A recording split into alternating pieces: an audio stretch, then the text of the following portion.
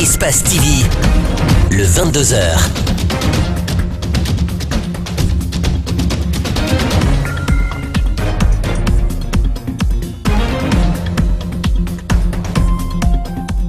Bonsoir à tous, très heureuse de vous retrouver et bienvenue dans cette grande édition d'information. Tout de suite, les titres. Des patrons d'entreprises guinéennes et ivoiriennes étaient réunis à Conakry ce mercredi pour un forum économique. L'objectif est d'améliorer le climat des affaires entre les deux États. L'Institut supérieur des mines de Bokeh vers un centre d'excellence de l'Union du fleuve Mano, un projet financé grâce à la coopération allemande exécutée par la GIZ. Près d'un an après la législation de l'usage thérapeutique du cannabis en Australie, le pays commence à développer son industrie estimée à 65 millions d'euros. Encore une fois, bienvenue à tous. Une brève pour commencer cette édition. Il n'y aura pas de meeting le 16 juillet à Kaloum. Ces propos sont ceux de la présidente de la délégation spéciale de cette commune qui met en garde l'opposition républicaine. Selon Maradi Camara, interrogé par nos confrères du site Africa Guinée, aucun mouvement politique n'est autorisé à Kaloum pour une question de quiétude sociale. Elle demande à l'opposition d'épargner Kaloum et de surseoir à son meeting, a rappelé qu'aucune correspondance ne lui a encore été adressée par l'opposition républicaine. Je vous le disais en titre, une cinquantaine de patrons d'entreprises guinéennes et ivoiriennes se sont retrouvés ce mercredi pour discuter de la promotion des opportunités d'affaires entre les secteurs privés des deux États. C'est un forum économique qui va permettre aux patrons d'entreprises de trouver de nouvelles perspectives afin d'améliorer les climats des affaires entre la Guinée et la Côte d'Ivoire. Abdourahmane Mamadouba Bangoura. Cette entrevue d'échange patronal a mobilisé plusieurs opérateurs économiques de part et d'autre. Marqué par la présence du Premier ministre guinéen et quelques responsables du gouvernement, ce forum a fait l'objet d'échanges sur les défis, perspectives économiques, partage d'expériences à envisager entre Conakry et Abidjan. La Guinée et la Côte d'Ivoire ont presque les mêmes réalités économiques. Le président du patronat ivoirien estime que cette réalité doit être une opportunité pour les secteurs privés de signer des partenariats gagnant-gagnant. Je vous invite, chers participants ivoiriens, à profiter des B2B pour prendre des contacts et établir des partenariats solides gagnant-gagnant avec nos collègues de chefs d'entreprise guinéens. Nous ne voulons pas que cette relation ivoiro-guinéenne soit à sens unique. Le gouvernement ambitionne une politique de développement qui va permettre à la Guinée de réduire de façon importante l'importation des produits destinés à la consommation de base. Le Premier ministre et le ministre des PME ont respectivement dans cette optique encouragé les entreprises à investir dans le pays. La Guinée est un partenaire stratégique d'avenir pour les pays de la sous-région et donc aussi et avant tout pour la Côte d'Ivoire que nous recevons aujourd'hui. Nous devons nous inscrire dans une dynamique de coopération forte. Femmes et hommes d'affaires de Côte d'Ivoire, n'hésitez pas un instant pour investir en Guinée et nous faire bénéficier de vos expériences et de vos talents en matière d'affaires. Les deux patronats ont discuté des problèmes économiques certes, mais pour le président du patronat guinéen, au-delà du forum, les opérateurs économiques guinéens pourraient se servir du modèle ivoirien. En votre nom, secteur privé guinéen, je demande à nos partenaires ivoiriens de nous faire bénéficier de leur expérience pour la reconstruction absolument nécessaire de notre tissu économique qui a un très fort potentiel. Un panel de concertation est organisé à l'occasion. Au cours de cet échange, les spécialistes vont procéder à des propositions et recommandations pour un bon profit économique des deux États. Le comité d'orientation stratégique du projet Booster les compétences des jeunes s'est réuni ce mercredi. Il a été question pour les membres de présenter les activités du premier semestre de l'année en cours et faire des recommandations pour réellement parvenir à l'embauche d'un plus grand nombre de jeunes. Djibril Ba et Abou Koria Kourouma. Les activités sous le projet pour l'employabilité des jeunes est à sa première phase pour cette année Au début du mois de janvier, le comité d'orientation stratégique disposait 4 projets. Un changement a été vite constaté ce mercredi au cours de la présentation des travaux, car les membres sont parvenus à comptabiliser 14, ce qui est une avancée, précise le ministre de la Jeunesse. Encourager les promoteurs, encourager plutôt ceux-là qui gèrent le projet à plus de détermination pour que le travail qui est attendu d'eux soit encore plus rendu de manière plus efficace. Le comité d'orientation veut, à l'issue de la concertation, mettre en évidence les plans de formation et d'accompagnement qui puissent permettre aux jeunes de s'adapter à leur premier emploi. Nous avons estimé qu'il faudrait augmenter le nombre de personnes qui doivent travailler sur ce projet, sur cette composante, pour que nous puissions avoir des résultats et que le suivi soit un suivi assez rigoureux. Booster les compétences pour l'employabilité des jeunes a obéi à la révision du code d'investissement. Désormais, une autre idée anime les départements sectoriels, celle de formaliser le secteur informel, une initiative qui va solliciter l'appui des experts. Le comité d'orientation stratégique, c'est d'aider le secteur informel à mieux participer au dispositif. Donc cela va, par exemple, en prenant des jeunes, en les mettant dans des entreprises qui accompagnent le secteur informel. 2000 jeunes pourront bénéficier dans un futur proche de formation et de l'emploi. Un exploit de l'Agence guinéenne pour la promotion de l'emploi qui va aussi recruter 150 entreprises en vue de les appuyer. Dans le même cadre, le ministre de l'Industrie et des PME a défini le rôle et l'importance du secteur privé dans le projet de l'employabilité des jeunes. Il ne manque pas de faire une invitation aux promoteurs. Il est au micro de Djibril Ba. Ce que nous cherchons, c'est sensibiliser davantage le secteur privé pour qu'il soit ouvert à cette dynamique que le gouvernement et les partenaires ont mis en avant. Surtout qu'il n'y a pas d'incidence financière majeure à l'acceptation du secteur privé, à l'apprentissage de ces jeunes et éventuellement à l'ouverture de leur entreprise à l'emploi de ces jeunes. Autre chose dans cette édition, la crise à la CENI commence à inquiéter l'ensemble des acteurs sociologiques qui multiplient les déclarations ce mercredi. C'est autour de la synergie des plateformes des organisations de la société civile pour la gouvernance en Guinée de se prononcer à partir de son siège. Dans cette déclaration lue par son porte-parole, cette plateforme de la société civile regrette la crise qui secoue la CENI. Mariam Fodé et Camara Yacouba Traoré pour le reportage. Depuis plus d'un mois, la Commission électorale nationale indépendante traverse une crise entre ses commissaires. Celle-ci risque d'entraver la marche démocratique du pays.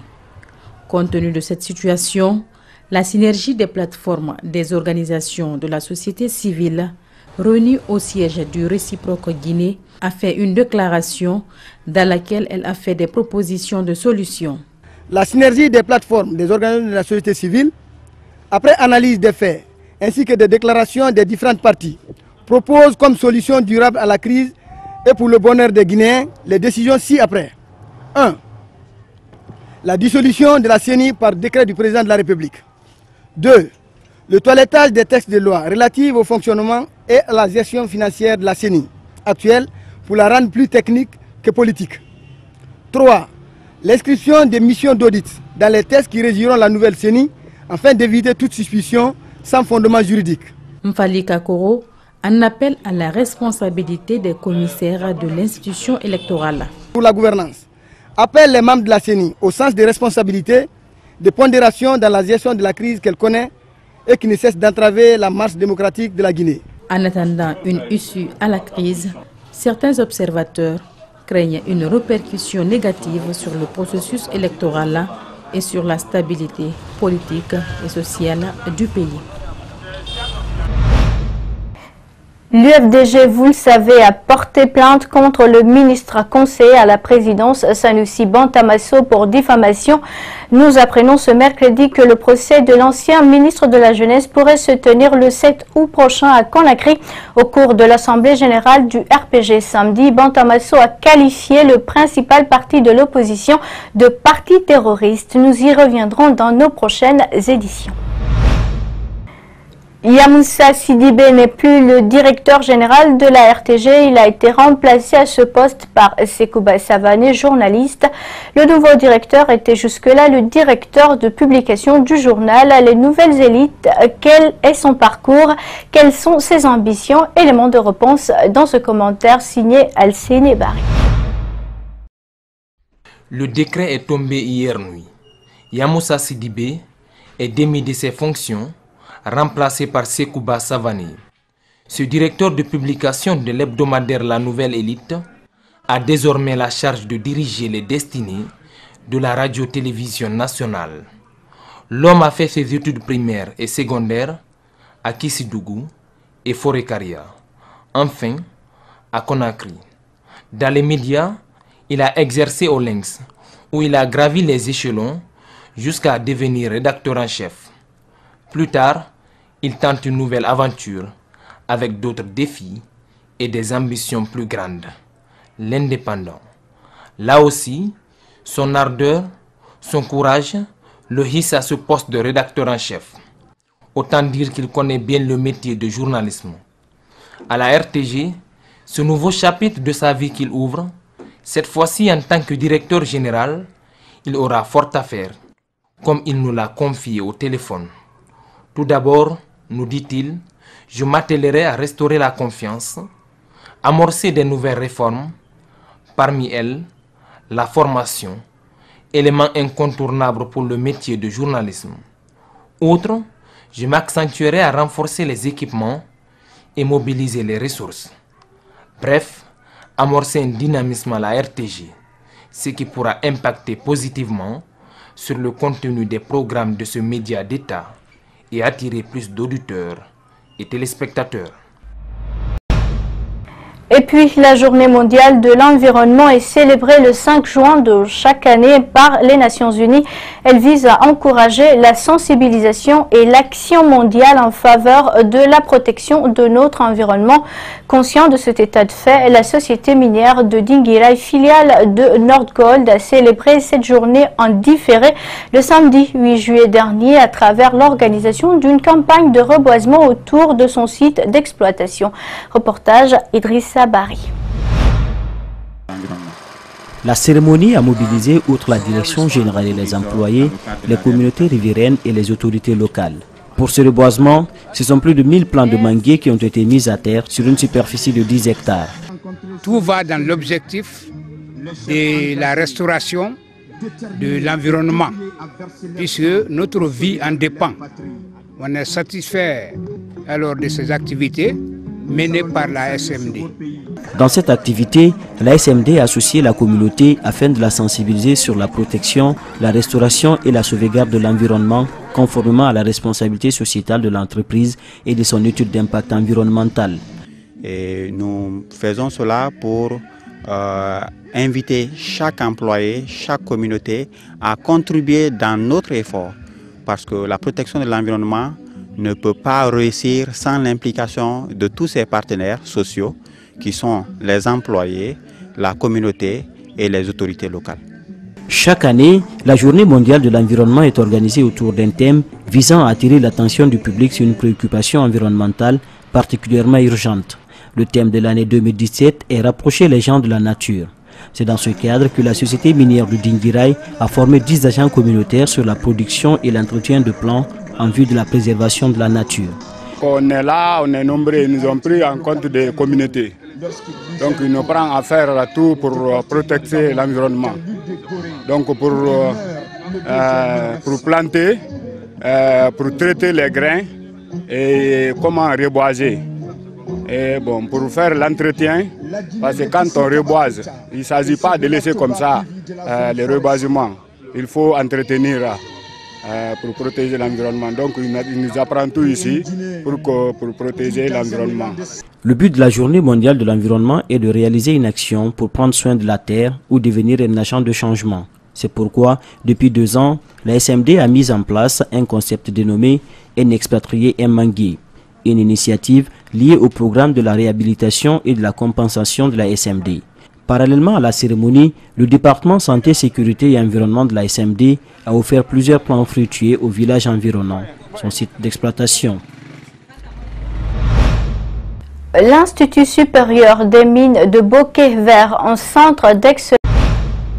L'Institut supérieur des mines de Bokeh-Vert en centre d'excellence de l'Union du fleuve Mano, un projet financé grâce à la coopération allemande exécutée par la GIZ ce mercredi. Les résultats portant sur l'étude de cette transformation a été présenté au gouvernement. Malik Sangiana Kamara. Les chefs d'État de l'Union du fleuve Mano ont décidé de donner la possibilité à chaque pays membre de créer un centre d'excellence. C'est dans ce cadre que la Guinée a été choisie dans le domaine minier. L'Institut supérieur des mines de Bokeh devra connaître une expertise des partenaires pour la qualification de la main-d'œuvre locale. Il s'agit de valoriser les compétences locales. Donc, quand on parle de contenu local, ce n'est pas simplement les sociétés privées, mais c'est aussi la main-d'œuvre.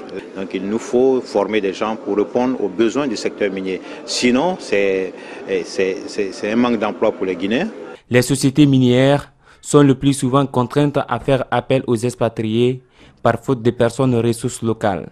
Ce projet va permettre de changer la donne. Ce centre d'excellence-là nous permettra de mieux répondre aux besoins des sociétés minières en termes de personnel qualifié. Ensuite, il y a l'amélioration même du cadre d'investissement.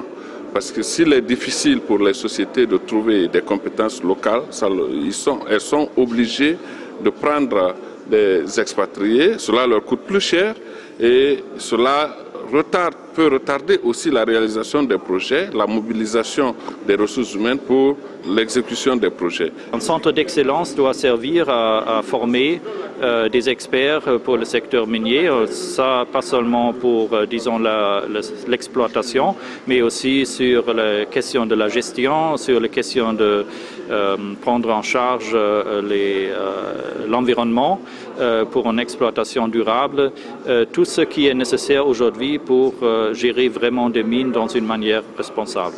La transformation de l'Institut supérieur des mines de Bokeh en centre d'excellence permettra à la sous-région de disposer des ressources humaines hautement qualifiées et possédant des compétences et aptitudes requises pour mettre en valeur les ressources dans les domaines stratégiques du développement de chacun des pays de l'Union du fleuve Mano.